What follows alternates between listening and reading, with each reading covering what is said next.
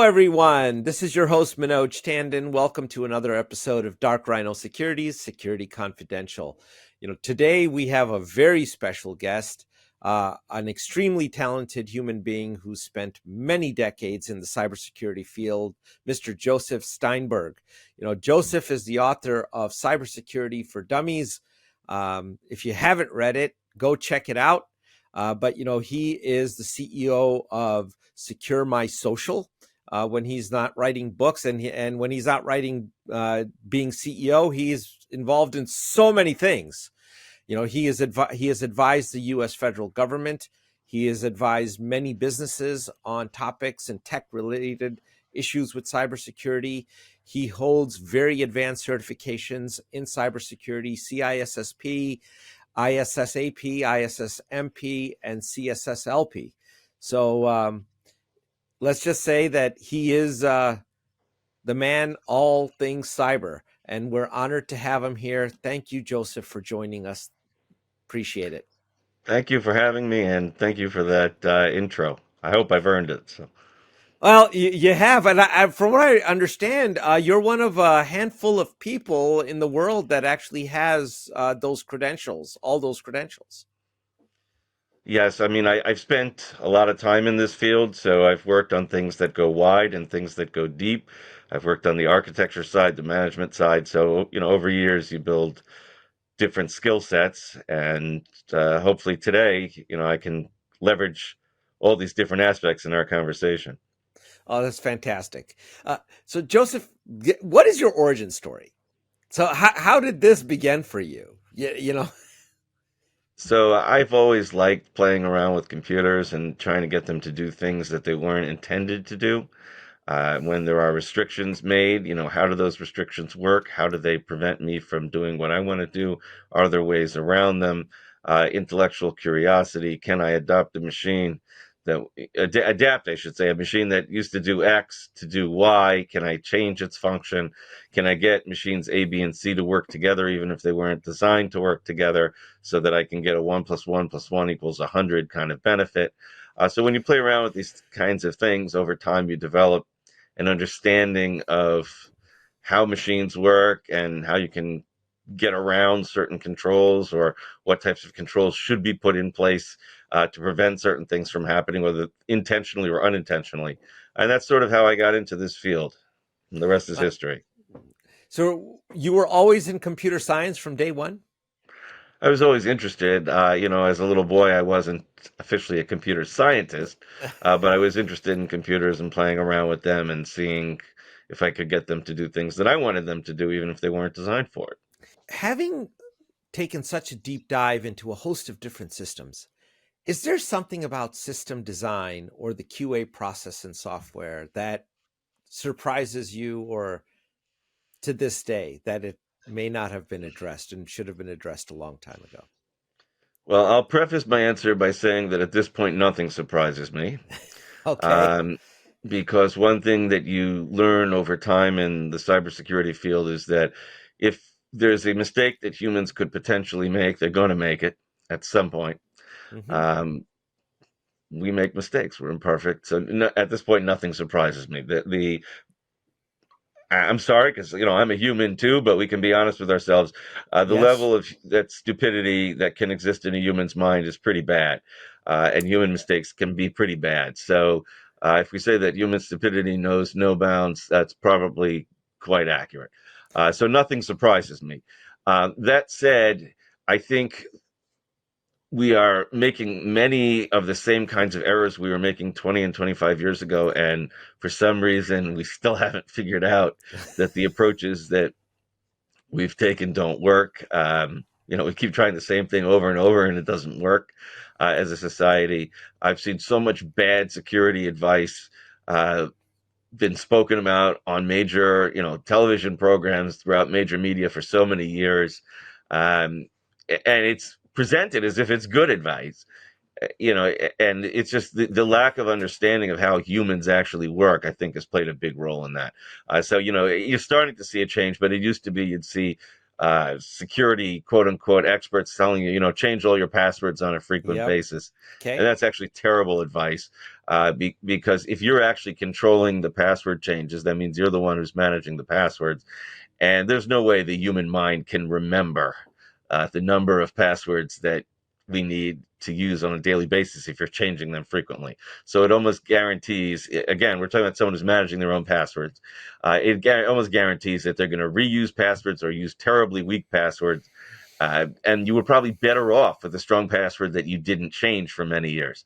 So, there's a lot of that kind of stuff that goes on in our field where the theory is that one thing is better, but when you deal with humans, the reality is quite different. So, give me a top three. You gave one there, and that's an interesting one, where people are managing their own passwords, and that is ubiquitous. I'll say to this day, I guarantee you, most people are managing their own passwords. So, Oh, yeah. what some other pieces of gems that you've seen out there propagated as good advice, but genuinely have not been good advice?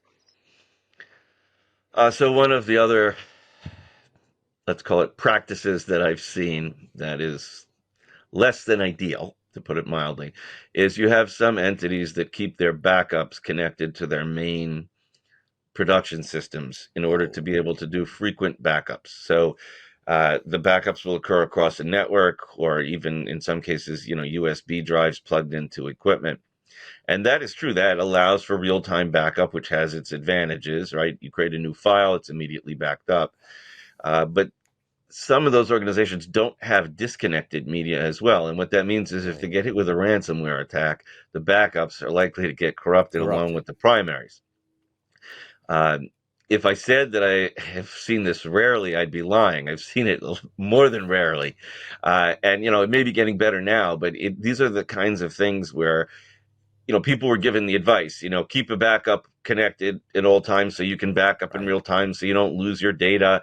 And, Right. if your computer goes kaput, you lose 10 minutes of work, not days or weeks. But the risks that we need to mitigate against today are different, right? It's true a computer could go kaput, but the reality is that the ransomware threat is probably a lot bigger than the fact that suddenly your, solid state disk in your computer is going to completely fail, number one.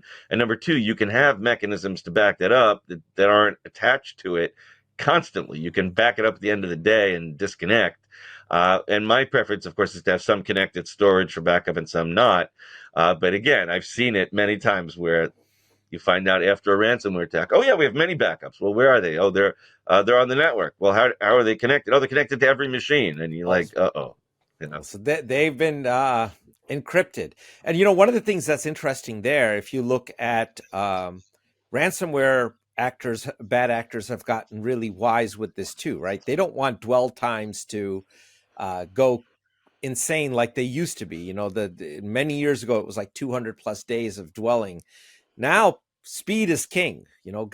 These guys want in, they want to encrypt and get their money. Well, So sometimes we joke that, yeah, because they want to make sure that they get their money before somebody else's ransomware hits the machine and then encrypts what they did and they can't access it. But that's, maybe being a little facetious.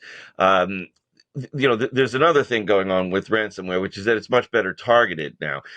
So if in the old days, the good old days, we could call it, which isn't that many years ago, if ransomware got into a computer and immediately would trigger on the first machine or whatever, and then as you said, they started having delays where they look for better stuff because if you trigger on a machine where the owner doesn't really care if the data is lost, they'll just wipe the machine, and now they know there's a ransomware problem, so they address it on they disconnect the machine, they address it before it infects the crown jewels of the infrastructure.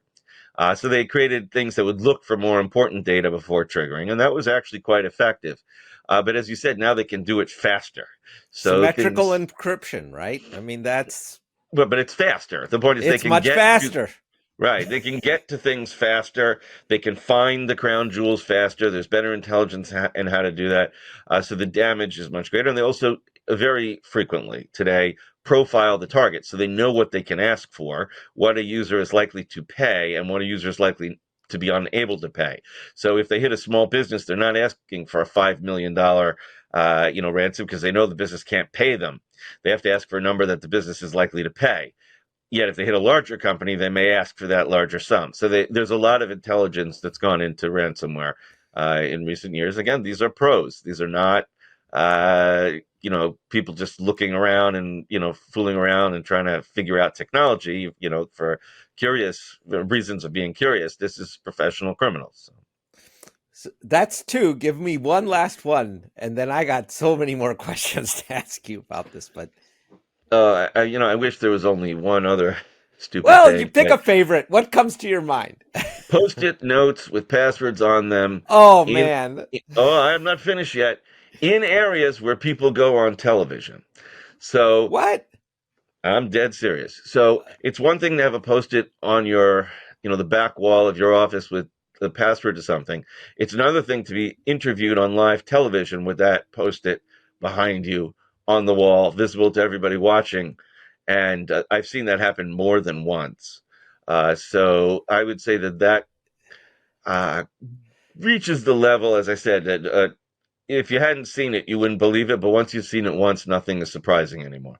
I'll have Oh to yeah. look out for that on live TV and see if people. I'm sure now that you bring it up, it's probably again. You said something earlier. It's about how humans function and the lack of understanding of that. And that's something there's a deep topic there, and we'll touch on that in a minute because I think that leads to a whole bunch of rabbit holes in our world in this industry. But looking at cybersecurity, one of the things that we've seen is that you see the legislators and policymakers wanting to try and make an appearance of doing something about it. And one of the suggestions has been to hold the software developers themselves accountable for the breaches. What what's your thoughts on? Do you think that'll make a difference? What are your thoughts on that? Well, I haven't seen us hold our legislators accountable for the effects of their bad legislation, which would be probably a much more beneficial thing to society than Okay. what they've been proposing. We have a few problems when it comes to legislation and cybersecurity. The first thing is that legislation is in this area is almost always reactive. Yes. So something happens, we see there's a problem, then legislators try to address it. And since this is a fast moving target, right? Cybersecurity threats change, the actors change, the theaters change, the mechanisms change so fast, and our legislative system is not designed to deal with things quickly. Frequently, by the time anything gets done, it's either useless or counterproductive.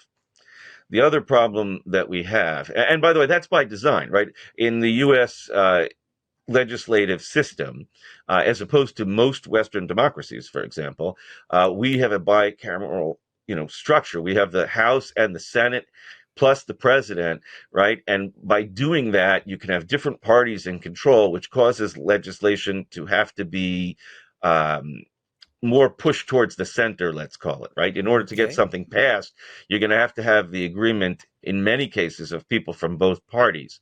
That slows down the process. It's intended to ensure that we don't pass bad legislation, right? If you have a single body legislature and your prime minister is the majority party leader, so when the majority party gets elected, they have a lot more power than Yeah. anybody, individual election winner in the United States. So it's designed to make the laws better in the big picture, but it slows down the process. There's a lot more negotiation. That works well for a lot of things. It does not work well for cybersecurity. That's one issue. The second problem is that if you look at the demographics of our legislative bodies, especially the US Senate, for example, there are a significant number of people who don't really have a great understanding of technology as it exists today. I remember during the conversations about a decade ago about Hillary Clinton's emails, for example, there were senators who admitted they don't use email, right? So it's very hard to regulate things if you don't have a clue what you're talking about and you have no experience with it. And again, because technology changes rapidly, it's very hard for people who are, behind the times, and our legislators almost always are going to be behind the times to really understand what needs to be done and what should not be done. And frequently, this leads to legislators using their experience in other areas as a basis for making legislation, and these things tend not to work and to be counterproductive.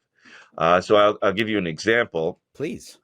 Right now, for example, there's legislation pending in a bunch of different places related to forcing providers of adult content to do age verification online, which at first glance sounds like it's very sensible. Yeah, But the Virginia way is that leading this one, right? Virginia implemented this, I think. there are some states here. There was stuff in Europe and Australia looked into it, but the Australians were ahead of us. And one of the things they found is that A, it doesn't work, and B, in many cases, it can even be uh, counterproductive. It creates privacy problems and security problems for the legitimate users who are using it. But the reason that it was chosen to pursue this is when we sell liquor, right? We require ID. When you go Yep. into a movie that's rated R, we check ID. But that's a very different scenario, right? That's where someone's there in person. You can see that it's a person presenting the ID. You can see that it's a real ID. You can see a lot more about it. You can't use a VPN to pretend that you're halfway around the world accessing something and not subject to the jurisdiction when you're going to buy liquor, right? It has to be Right. delivered in person. So they've taken a model that worked in the physical world and tried to apply it in the technology world without really understanding the differences. And one of the reasons I worry about that, for example, is I think it can be counterproductive, right? If you announce to parents, hey, we've put in this great law that's going to control content on the internet so your kids will be safe, if that law doesn't work, you've probably created a situation where fewer parents are actually going to filter or do what they should be doing to protect their kids. And you could have a situation where more kids rather than fewer kids are getting access to things they shouldn't have access to. And you're creating a security and privacy problem for the people who are legitimately accessing the stuff, never mind a potential national security problem if somebody hacked the data and then found out, for example, that some politician is, looking at certain things online that would cause a major scandal, right? You could have blackmail and things of that nature. Not that any of our politicians would do that, Of course but not. of course not. But and remember, I'm from the New York area, and we've had our Anthony Weiner scandals and Oh, that already. So the point is that well, you're Attorney sometimes there's. General. I'm Elliot sorry. Spitz, you're a former Attorney General, Elliot Elliot Spitz. Spitzer also with a little bit of a different kind of scandal, but yes. Um, and I'm sure these are not the only two in I'm history, right? sure. So, Right. so, so the point is that sometimes you have well-intentioned laws, but the legislators don't understand that the way that technology functions in the real world. Um, even sometimes don't understand the consequences. New Jersey, over a decade ago, passed a law that would have prohibited all firearm sales in the state other than smart guns. Once smart guns, meaning guns that could identify that the person pulling the trigger was the authorized party, would be available. Again, it sounds like a really great thing, right? We're going to prevent Right. kids from picking up a gun and shooting it if they're not the authorized user. But the only thing that law effectively caused was that all the research into smart guns stopped because none of the gun manufacturers, who would be the ones who would typically invest in something like this, wanted to make all their other products illegal, right? So again, it's not understanding the way that the real world works. That law was ultimately changed. It took about a decade to do that. And now you have research resuming related to smart guns, and you have products coming out that may save lives. So again, it's about the legislators not understanding the real world implications of what they're doing, trying to do something positive that ends up being negative. And I think those are two examples. And so when you talk about legislation, I always worry because my experience tells me that frequently the legislation actually is harmful, not just not beneficial, but actually harmful when legislators try to step in and act in areas that they really don't understand. What you have described is so true, which leads to a very basic question: is cybersecurity really relevant? Are people just accepting that the inevitable may happen, and we've done the best that we could, and that's about all we can do? Well, I'll address that two ways. Every person on this planet is going to die, but that doesn't mean we don't take precautions to try to increase Yeah, the length of our life and the quality sure.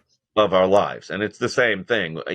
There may be breaches, but the damage that happens from those breaches and the frequency of those breaches is, highly uh, dependent on how we behave before. Our cybersecurity hygiene can determine whether the consequences of a breach are, horrific or trivial and forgotten shortly thereafter. There is a lot we can do. That's number one. Number two, there is definitely fatigue. I blame a lot of it on people in my field who are crying wolf, for lack of better terminology, going on, TV and radio interviews or in the press, written press, and every time there's a breach saying change all your passwords. And this has been going on for decades already. If it's You don't tell people change all your passwords or spend a lot of time doing X after a breach that's not likely to happen or not likely to affect them, right? If the odds that they're going to get hit by lightning are higher than the odds that they're going to actually suffer damage from a breach, don't let them waste brain power on it, because what ends up happening is whoever does spend their time dealing with it and changes the passwords find out that none of their friends did and nothing happened to their friends. So the next time when there is a significant breach that could affect them, they don't listen to you. Don't listen to the advisors. So my feeling is, there's a lot of alarmist attitude in my field, which is a problem. It's gotten better in recent years, but it used to be like every breach, you'd see some talking head talking about changing all your passwords. No, no, most breaches you don't need to do anything, and they'll have no effect on you. And the ones that do, in many cases, there's nothing you're going to do that's going to make a difference, right? If somebody stole your social security number for the 17th time, it's Yeah. probably not going to have much of a difference in the fact that it was stolen the 16th time. So Yeah. just make sure you're not using that in a way that was going to be, potentially damaging after, if it wasn't damaging after the 16th, it won't be after the 17th, in terms of your practices. There's not much you're going to be able to change. That's very well said and very well put. Thank you. Which brings us to really cybersecurity is a people problem, but there is in our industry an absolute focus on the tech, and the people side of it seems to not get an equal or greater level of importance. If you can modify behaviors, you can really impact cyber hygiene. If people can understand what's good, what's bad, similar to wash your hands after you go to the bathroom, basic things. Why I why is I that? agree Why is this treated? wholeheartedly. Everybody wants tech. Everybody wants tech, but nobody looks at the process that got them in the pickle in the first place. So I will tell you two things about this.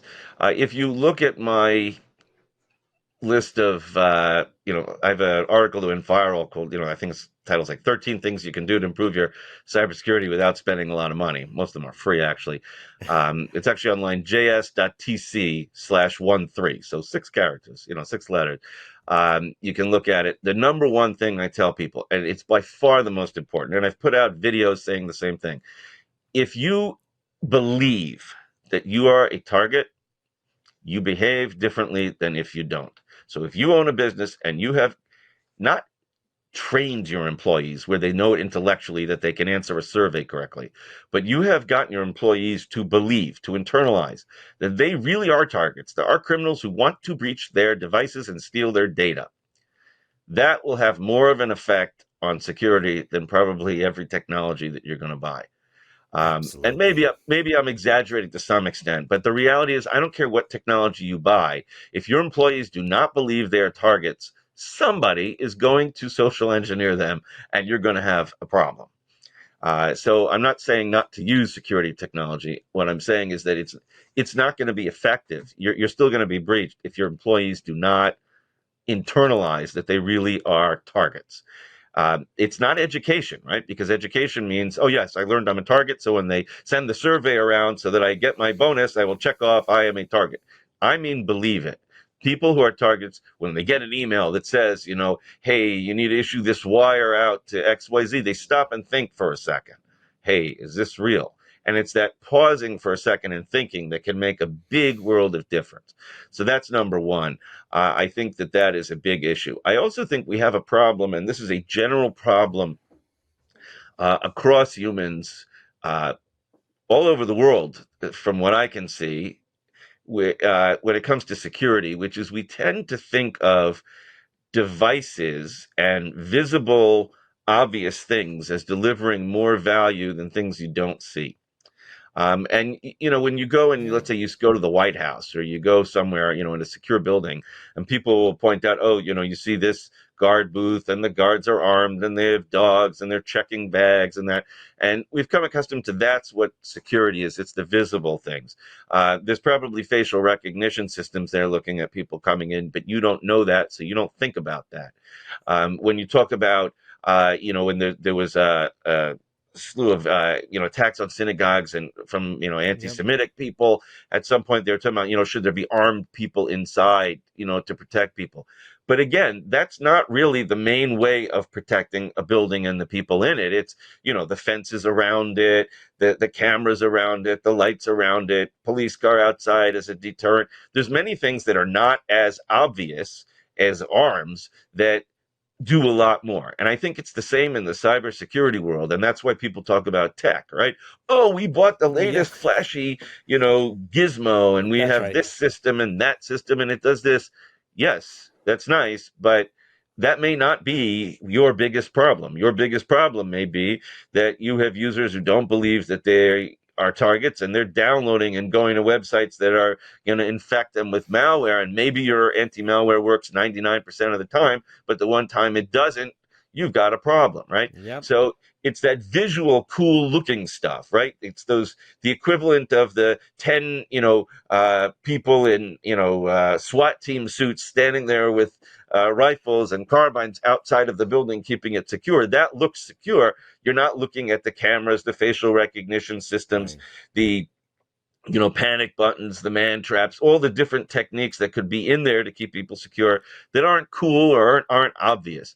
And I think that's one of the reasons why technology is always, you know, getting Yeah. the cool end of the stick. It's hard to, also from a budgeting perspective. It's a lot easier to say, look, we had $1 million for security and we spent it on this cool system and that cool system than to say, hey, we spent it on, bringing in people and coaching people and training people and testing people. It just doesn't sound as cool. And unfortunately, the results are clear. Yes. They are there are, and we're going to link up to your article because that is just solid advice. And it's one that we've been harping on for some time is that everybody wants to talk about tech. We're like, well, but let's talk about how an event happens in the first place and all the behaviors that lead up to it, right?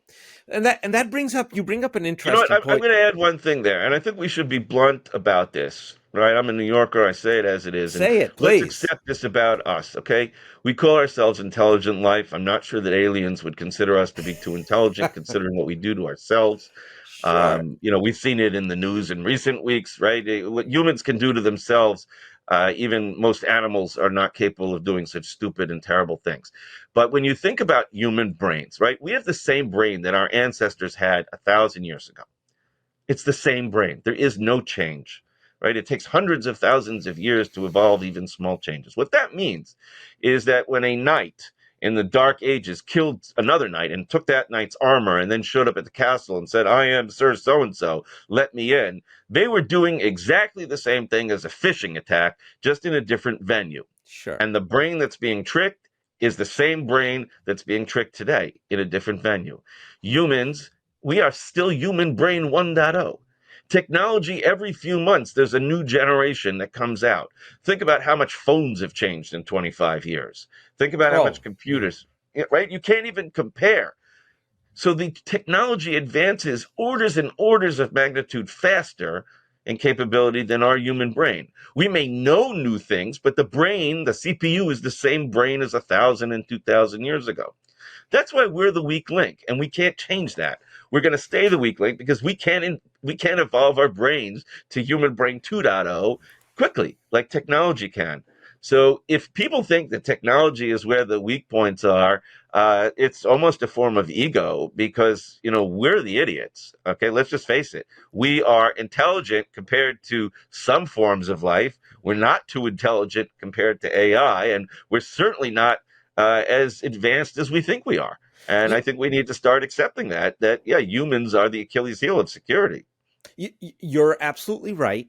But I think there's one thing there that you said that uh, we I don't have a good solution of how to implement it, but I think it could work towards making huge strides. And that's if we could make the problem of cybersecurity tangible for the average person, right? That's the thing. It's almost like no one thinks they need cops until they get robbed, right? Then they're like, oh, I know why we're funding this.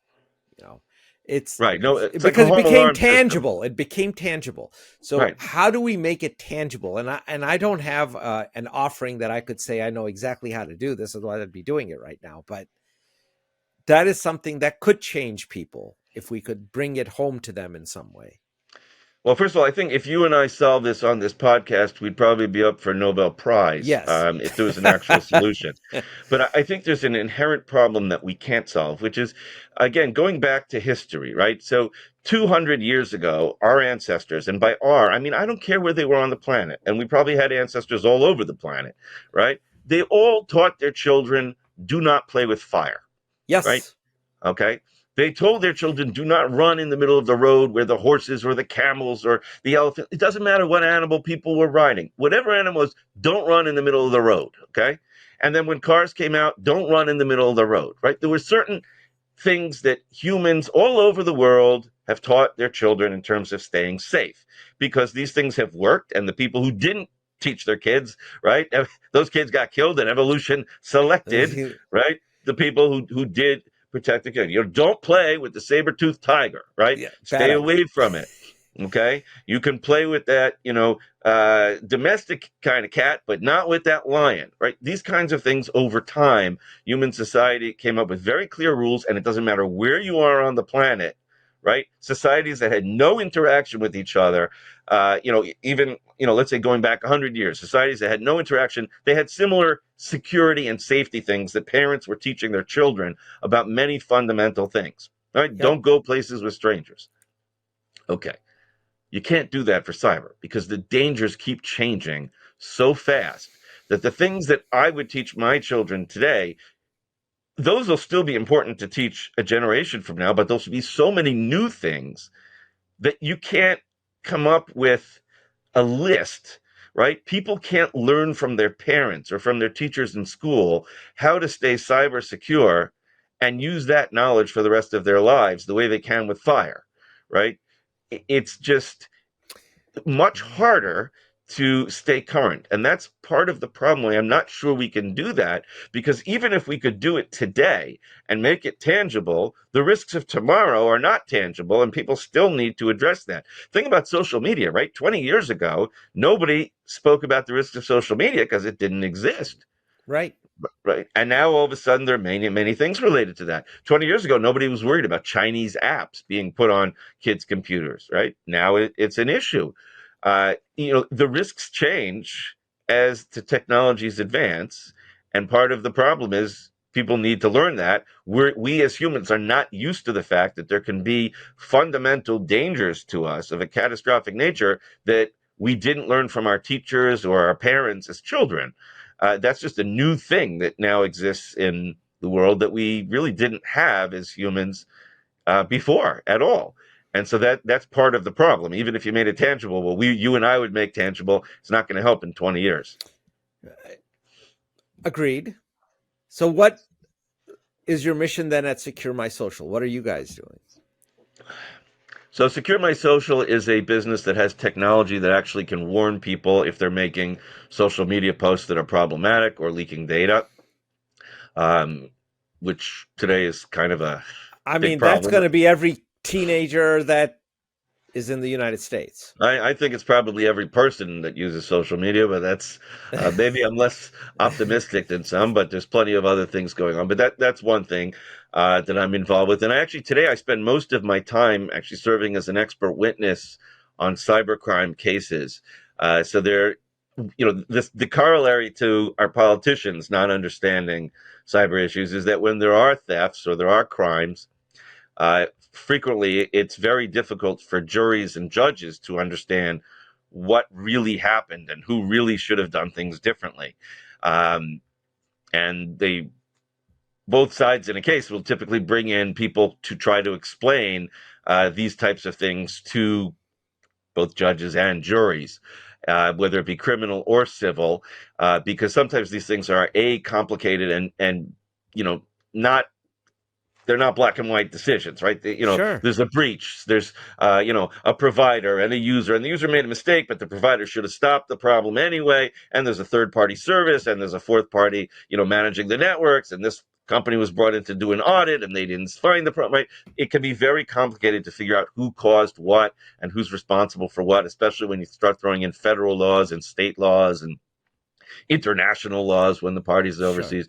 So it can be quite interesting. And the good thing about what I'm doing today is I have helped people who are wronged recover funds, and in some cases have also been able to uh, help punish parties that were looking the other way on crimes that in the end were funding either organized crime, child Yeah. traffickers, drug traders, and terrorists. So, these are the parties. The people who are making the most money off cybercrime today are the worst people in the world. Let's leave it that way, because there's so much opportunity. If you're a country under sanctions, sanctions can't affect stuff over the internet, so they all get involved in cybercrime and money laundering. So stopping these types of things is not just a matter of protecting the innocent. In terms of people's money, it's also stopping all sorts of terrible things that happen when rogue regimes or organized crime or terrorists get money. Yeah, and that those guys aren't going to stop anytime soon. I mean, there's no incentive, and it's really it's just not enforceable. I mean, it's just not You're not that. going to be able to stop the North Koreans from stealing cryptocurrency, but you can make it that parties that don't enforce rules strictly, that would have stopped some of the crimes, uh, you know, you can incentivize those entities to be stricter, and that might reduce the amount that the North Sure. Korean regime has taken. For those who are not familiar, the North Korean regime is at present believed, and this is not my belief, this is the belief of essentially the entire West. The White House has said the same thing. They are the number one stealers of cryptocurrency online. A significant percentage of all crypto that's stolen online is stolen by the North Koreans, as much as potentially close to half. And they use it to help fund their nuclear program. So, at least as of last year, the money that they were stealing online was about 10 times the size of their legal exports. Okay, so Wow. just to put things in perspective, they're doing a little over 100 Well, million they exports and stealing over $1 billion a year in crypto, a significant percentage of which the White House has acknowledged is going to fund a nuclear program. So when we stop these cyber crimes, we're not just protecting innocent people's money, we're stopping really bad parties from doing really bad things.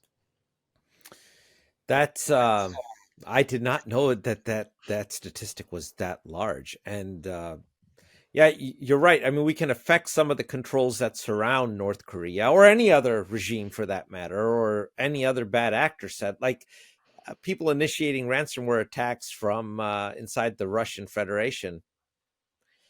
The FBI is not going to be able to arrest those people ever. I mean, No, no, we're not going to be able to get to the parties yeah, who are committing the crimes, but there are parties that are in our reach that I don't want to call are facilitating. Some of them may be facilitating, but some of them may be looking the other way because by having more lax rules, they make more money, or they're processing transactions they shouldn't be processing because they're getting commissions or what have you. There's a case now involving the federal government. Which they've accused certain parties of helping facilitate, for example, $8 billion of activity with Iran occurring online in violation of sanctions. These are real numbers, right? That's a lot of money and a lot of transactions that could do a lot of really bad things. But at the same time, the parties that process them may have made a lot of money doing it. So they have an incentive sometimes to look the other way. And so I think cracking down on the parties that are allowing this to happen, it won't solve the problem, but it may reduce do the some. amount that these evil regimes obtain. And as I said, it's not just evil regimes; it's also criminals, human traffickers, uh, child traffickers, drug dealers. Remember, online has made their world much easier. They don't have to go through the banking systems. They don't have to physically be present where they're committing crimes. And if you're in North Korea and you're under sanctions, it's going to be kind of hard to physically commit a crime in the U.S., but it's a lot easier to do it online.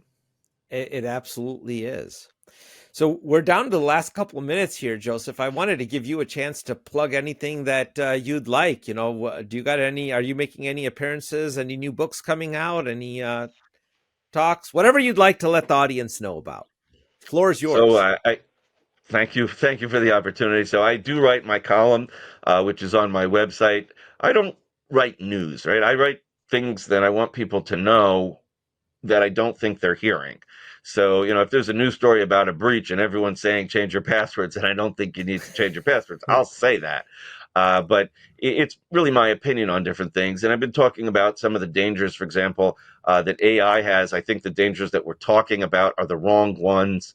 They're the ones that may be best for media to talk about because they're topics that are, uh, you know, full of controversy and rile people up. But I think the bigger dangers are the ones we're not discussing, which I've talked about in a few recent talks, and I'll be writing about in detail over the next few weeks.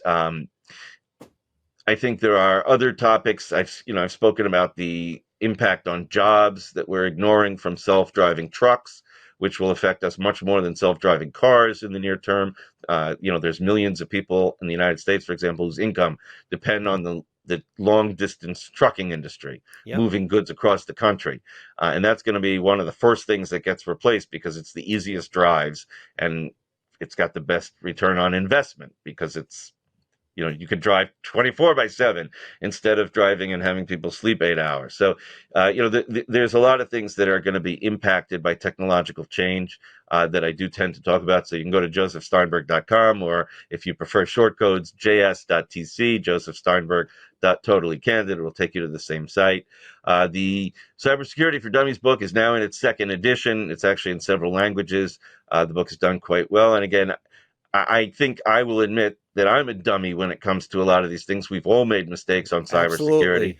I've seen Nobel Prize winners literally make mistakes on cybersecurity matters, and part of it is, as I said before, we're not educated on this in school. I was not taught cybersecurity in school, and even if you're young enough that you were, by the time you finish school and you get your first job and move into that job and enter an adult life, the rules have changed, right? The dangers have changed.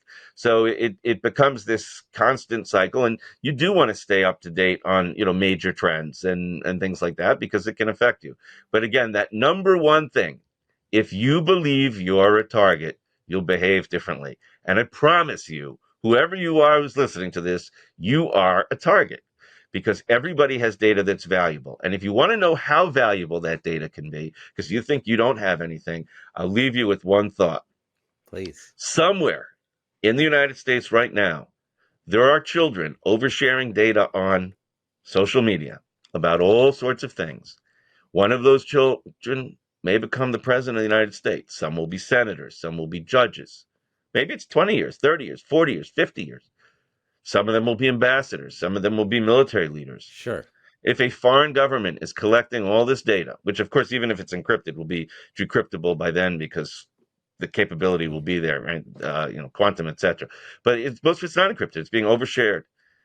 I don't know how that data is going to be used, but I don't want to. It's going to be a big problem because uh, the oversharing is going on, and people say, "Oh, it's just my teenage kid doing that." But somebody's teenage kid is going to be the president, and somebody's teenage kid is going to be the chief justice of the Supreme Court. And we don't know the value of our data. That's my point. You do not know the value of your data because you only know what it looks like now, and you only know what the world looks like now. But the future is coming. And it's not a question of will there be someone who's a future president who's oversharing? There will be. We just don't know who it Who is. it is. And since storage is cheap, they're storing everything. So just remember that. If your data is breached, maybe it's not used against you now, but maybe it's used against your kids in 20 years. Very sound advice. It's been a pleasure, Joseph, having you here. And we've barely scratched a host of topics that we could discuss. So we would look forward to having you back sometime. But thank you so much for a wonderful conversation. Thank you very much.